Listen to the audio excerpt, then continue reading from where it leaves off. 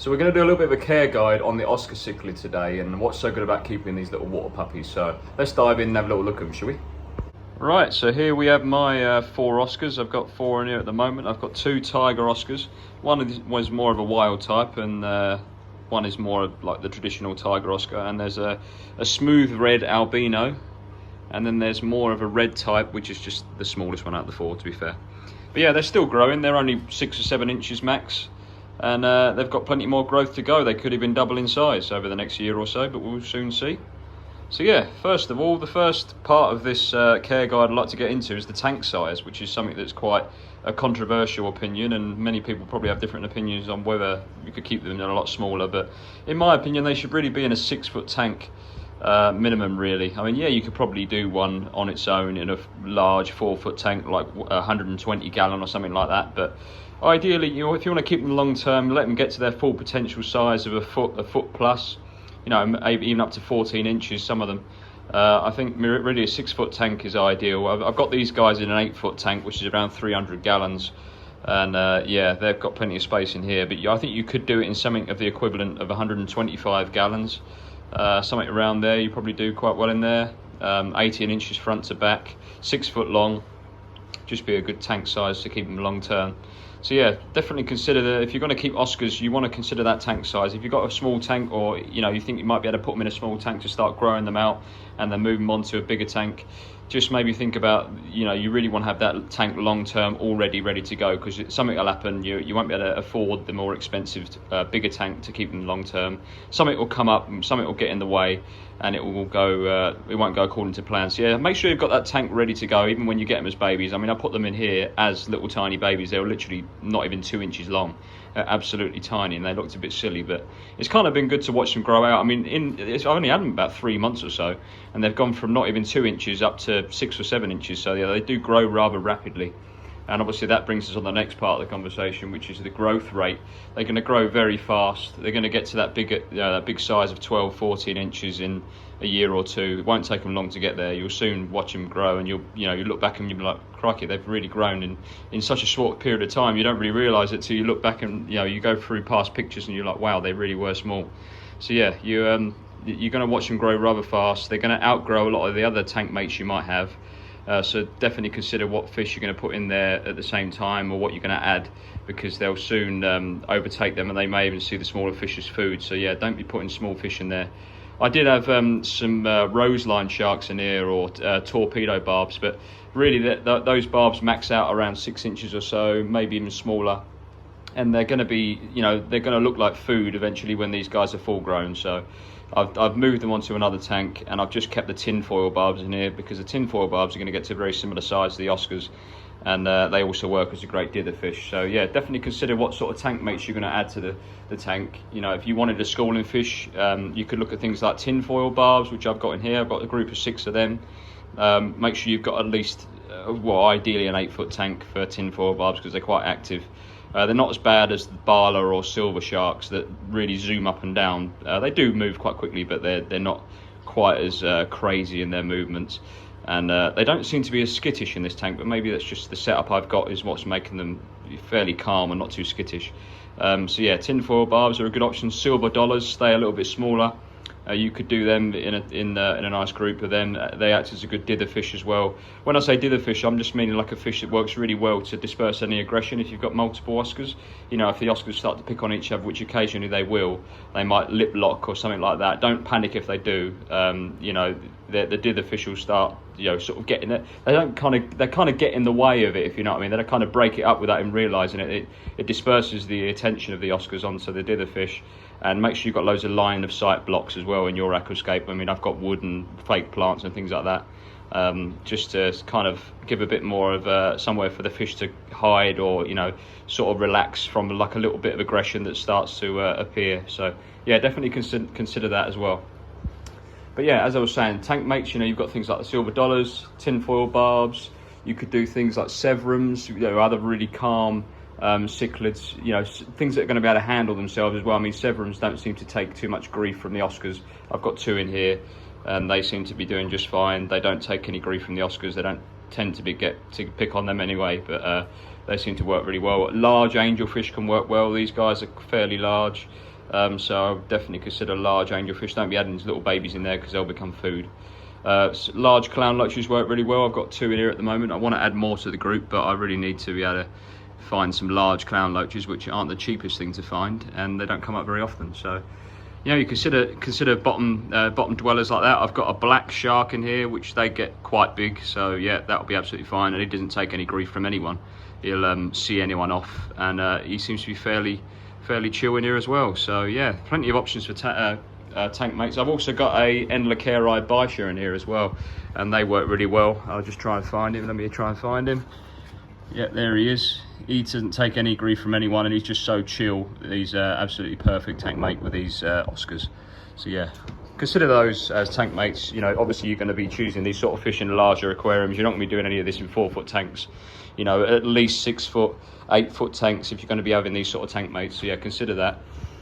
So there we go. We've done tank mates. We've done, you know, the growth rate of the fish and how big they're going to get. Anything that fits in their mouth, obviously that's going to become food. So yeah, don't put any fish in there that are going to possibly fit in their mouth when they're fully grown, because like I say, they'll outgrow anything else in there.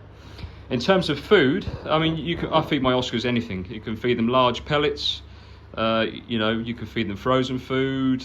I sometimes feed them frozen mussels that I cut up and make it small enough for everyone to have a little go on. Like I say, frozen food, absolutely fine. Any pellets, sinking or floating, they'll go for. They're not fussy at all. They'll take any conventional food, fish food, they'll take it down, no problem at all. They'll even eat algae wafers. They're literally not fussy. They'll eat anything that goes in the tank.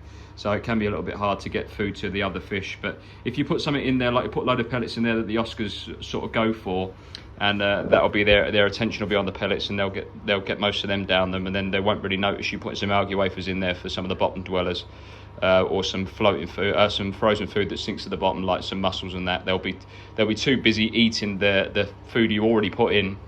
And then things like the Baisha and the bottom dwellers and the tinfoil barbs. I mean, the tinfoil barbs sort of compete with the Oscars anyway, so there's no problem there. But yeah, all the other fish will get a chance to eat as well if you focus on the Oscars first. Let them start getting full up and get their mouths full, and then you can put whatever other food you want to feed in afterwards, so the other tank mates get to enjoy some food as well. So yeah, food-wise, anything goes really. Any conventional fish food, frozen food, floating food, it will be absolutely fine. Aggression-wise, like I was saying before, they can sometimes get a little bit aggressive with each other if you've got multiple Oscars together, but they do kind of disperse that with the fish around, you know, line of sight blocks. I haven't noticed too much apart from the odd lip lock. No chunks taken out of anyone. They seem to be getting on all right. I mean, they're always kind of close with each other. Occasionally they might chase someone off, which is fairly normal with cichlid behaviour, so don't be too panicking about aggression. They're fairly calm. You've just got to watch fish that could be aggressive towards them. So yeah, definitely consider don't put in like really aggressive cichlids that could be beating up the Oscars, or yeah, sort of take aggression out on the Oscars, if you know what I mean, if that makes any sort of sense. So yeah, like I was saying, I did touch on it earlier, but aquascaping, I mean, in this tank here, it's a fairly you know, bland aquascape. There isn't loads going on. I've just got some large pieces of wood and some large stones and some fake plants that I've also weighed down with like a large rock and a cable tie around them just to hold the fake plants down. You're not going to be able to do live plants because they'll just get dug up or eaten. So unfortunately you can't really do live plants, but I have managed to do some pothos that I tend to grow and put the roots in the water. And yeah, the pothos seems to grow really well, you know, obviously with the absorbing the nutrients out of the water as well, so it helps you a little bit to prolong your water changes. But in terms of water changes, I do tend to do 20-30% every week, just to try and keep the nitrates down, because you're feeding quite heavy. The nitrates soon rise up, so yeah, keep an eye on that. Make sure you test your water, do frequent water changes, and you should be doing really well in terms of you know, maintaining the aquarium. In terms of filtration, you're going to want something that's really strong mechanical wise. I mean, these guys produce a lot of waste. Whatever sort of food you're chucking in the tank, it's got to go somewhere. It's going through them and it's coming out as waste. So if you want the water to be clear and not covered in bits, then I would consider some big canister filters or a sump.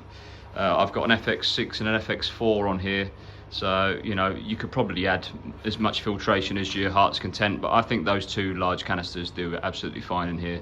As these get bigger and bigger, these fish, as they get full grown, I might have to look at maybe replacing the FX4 with another FX6, but I'll just monitor that. I mean, I'll keep an eye on it. I'll see how it's going filtration wise. I'm not worried about biological filtration because there's that much surface area in the sand and the aquascape itself. That isn't a problem to me. So it's just a case of dealing with the mechanical filtration and getting the fines out of the water and getting any floating waste out of the water as well. So yeah, consider that. Consider some strong mechanical filtration if you're going to keep Oscars, because obviously you're feeding very heavy. So that covers the maintenance side of things. And in terms of water parameters, I mean, these guys aren't very fussy. I've got them at fairly neutral pH, not too much hardness in the water. If anything, it's fairly soft, and it's fairly neutral, like I was saying, around the pH. But you could put them in harder water. I mean, you could put them in water up to 8 pH, and I think they'd be absolutely fine. I mean, if they're going straight from 6 to 8, then obviously you want to work them up to that higher pH if your water's different to where your fish shop is or where you're getting the fish in from. But yeah, maybe drip acclimating them to get them adjusted to that water. But to be fair, they're not fussy in terms of water parameters. They'll probably take anything. Anything really goes for them. They can go as soft as the low 6s up to the high 7s and even to 8s in terms of pH. They'll be absolutely fine.